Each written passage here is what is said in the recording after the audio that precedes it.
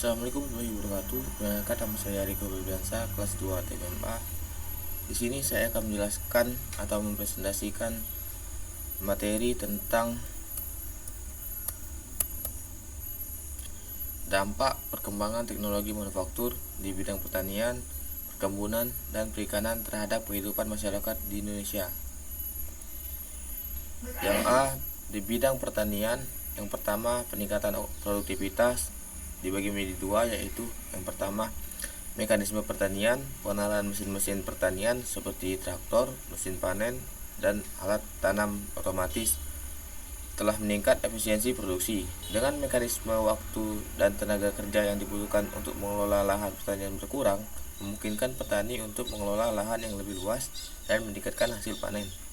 Yang kedua, teknologi pengelolaan pangan, peralatan modern dalam pengolahan hasil pertanian memastikan bahwa produk pertanian dapat diolah dengan lebih cepat dan efisiensi, mengurangi kerugian pasca panen, dan meningkatkan nilai tambah produk. Yang kedua, ketahanan pangan. Ketahanan pangan dibagi menjadi dua juga. Yang pertama, penggunaan bibit yang unggul. Teknologi manufaktur memungkinkan perkembangan dan produksi bibit unggul yang lebih tahan terhadap hama dan penyakit serta memiliki produktivitas tinggi. Hal ini membantu meningkatkan ketahanan pangan nasional. Yang kedua, sistem irigasi modern. Pengembangan sistem irigasi yang efisiensi seperti irigasi tetes dan irigasi otomatis memastikan distribusi air yang lebih baik dan merata, meningkatkan hasil panen bahkan di musim kemarau. Selanjutnya yang ketiga, efisiensi dan pengurangan biaya dibagi menjadi cuma satu, yaitu otomatis dan pengendalian. Sistem otomatisasi seperti drone untuk pemetaan lahan dan pengendalian hama, serta penggunaan sensor untuk monitoring kondisi tanah dan tanaman membantu petani mengelola lahan mereka dengan lebih presisi, mengurangi penggunaan bahan kimia berlebih, dan mengurangi biaya operasional. Yang keempat, pengembangan ekonomi lokal. Pengembangan ekonomi lokal dibagi menjadi dua, yaitu yang pertama inovasi pengolahan. Perkembangan teknologi manufaktur di bidang pengolahan hasil pertanian menciptakan industri-industri baru di pedesaan, membuka lapangan kerja, dan meningkatkan ekonomi lokal. Yang kedua, akses pasar. Teknologi informasi yang terintegrasi dengan teknologi manufaktur memungkinkan petani mengakses pasar yang lebih baik, menjual produk mereka dengan harga yang lebih kompetitif, dan mengurangi peran tengkulak. Selanjutnya yang nomor 5, dampak lingkungan. Dampak lingkungan tersebut dibagi menjadi dua juga. Yang pertama, penggunaan bahan kimia yang terukur. Teknologi pertanian modern memungkinkan penggunaan pupuk dan pestisida yang lebih terukur dan efisiensi, menggunakan dampak negatif terlebih terhadap lingkungan. Yang kedua, sistem pertanian berkelanjutan. Penerapan teknologi ramah lingkungan seperti pertanian organik dan penggunaan energi terbarukan di sektor pertanian mendukung praktik pertanian yang lebih berkelanjutan. Oke, baiklah, kita lanjut ke yang B, bidang perkebunan. Di bidang perkebunan dibagi beberapa macam keuntungan. Yang pertama, peningkatan produktivitas dan efisiensi. Yang pertama, mekanisme perkebunan. Penggunaan mesin-mesin modern seperti traktor, mesin panen, dan alat pemrosesan pasca panen telah meningkatkan efisiensi produktivitas di sektor perkebunan. Contohnya mesin pemanen kelapa sawit dan memudahkan proses panen, menghemat waktu dan tenaga. Yang kedua, teknologi irigasi. Sistem irigasi canggih seperti irigasi tetes dan sprinkler otomatis membantu dalam distribusi air yang efisien, memastikan tanaman mendapatkan air yang cukup tanpa pemborosan. Yang kedua, peningkatan kualitas produk dibagi menjadi dua juga. Yang pertama, penggunaan bibit unggul. Teknologi memungkinkan pengembangan bibit unggul yang lebih tahan terhadap hama dan penyakit serta hasil yang lebih tinggi. Bibit unggul ini memastikan kualitas produk perkebunan yang baik seperti kopi, teh, dan karet, dan lain-lainnya. Yang kedua, pengelolaan pasca panen. Teknologi pengolahan modern, memastikan produk perkebunan diproses dengan standar tinggi, memungkinkan kualitas dan nilai tambah produk. Yang ketiga, pengembangan infrastruktur dan akses pasar.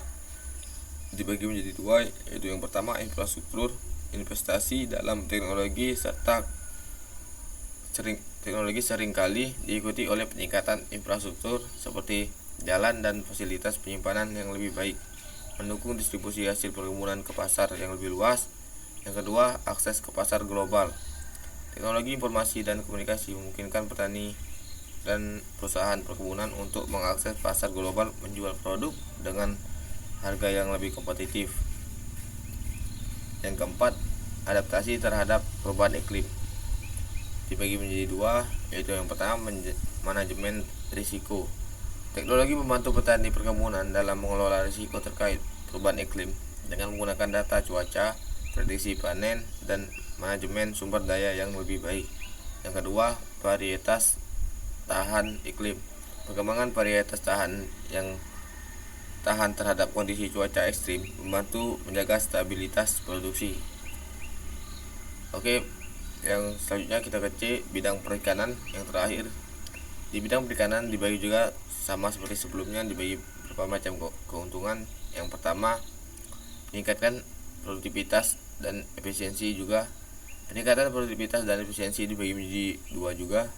Yang pertama, alat tangkap modern. Penggunaan peralatan tangkap modern seperti jaring pukat yang lebih efisiensi, kapal penangkap ikan yang dilengkapi dengan teknologi sonar, dan sistem penangkapan otomatis meningkatkan jumlah tangkap ikan dan efisiensi operasional. Yang kedua, aquaculture. Teknologi dalam budidaya perikanan. Aquaculture seperti kolam ikan otomatis, seperti sistem pemberi pakan otomatis dan monitoring kualitas air, membantu meningkatkan produksi ikan budidaya yang efisiensi yang lebih tinggi. Yang kedua, peningkatan kualitas produk. Dibagi menjadi dua juga, pengelolaan dan penyimpanan. Teknologi pengolahan seperti mesin pembukaan cepat atau glass freezer, penggalengan dan pengeringan modern membantu menjaga kualitas ikan dan produk perikanan, memperpanjang umur simpan, dan meningkatkan nilai tambah. Yang kedua, traceability. Teknologi pelacakan dan penelusuran atau traceability memastikan bahwa produk perikanan dapat dilacak dan tangkapan hingga meja makan, meningkatkan kepercayaan konsumen dan kualitas produk. Yang ketiga, peningkatan pendapatan dan kesejahteraan nelayan. Yang dibagi menjadi dua, yang pertama akses ke pasar yang lebih luas. Teknologi informasi dan komunikasi memungkinkan nelayan untuk mengakses informasi pasar, harga ikan, dan jaringan distribusi yang lebih luas, meningkatkan pendapatan mereka. Yang kedua, pembiayaan dan asuransi. Platform digital untuk pembiayaan dan asuransi perikanan memberikan akses yang lebih mudah bagi nelayan untuk mendapatkan modal dan perlindungan terhadap risiko. Yang keempat, pengembangan ekonomi lokal. Dibagi menjadi dua, yaitu yang pertama industri pengolahan. Teknologi pengolahan hasil perikanan menciptakan industri baru di daerah pesisir, membuka lapangan kerja dan meningkatkan perekonomian lokal. Yang kedua, diversifikasi produk. Teknologi memungkinkan diversifikasi produk perikanan seperti pembuatan produk olahan, yaitu seperti filet, nugget, ikan, dan lain-lain yang memiliki nilai jual lebih tinggi. Yang terakhir, adaptasi terhadap perubahan iklim. Dibagi menjadi dua, prediksi dan manajemen risiko. Teknologi prediksi cuaca dan manajemen risiko membantu nelayan mengantisipasi kondisi cuaca ekstrim dan mengelola risiko terkait perubahan iklim. Yang kedua, aquaculture yang tahan iklim. Pengembangan teknik aquaculture yang lebih tahan terhadap perubahan lingkungan membantu menjaga stabilitas produksi perikanan. Oke, sekian. Terima kasih presentasi dari saya. Assalamualaikum warahmatullahi wabarakatuh.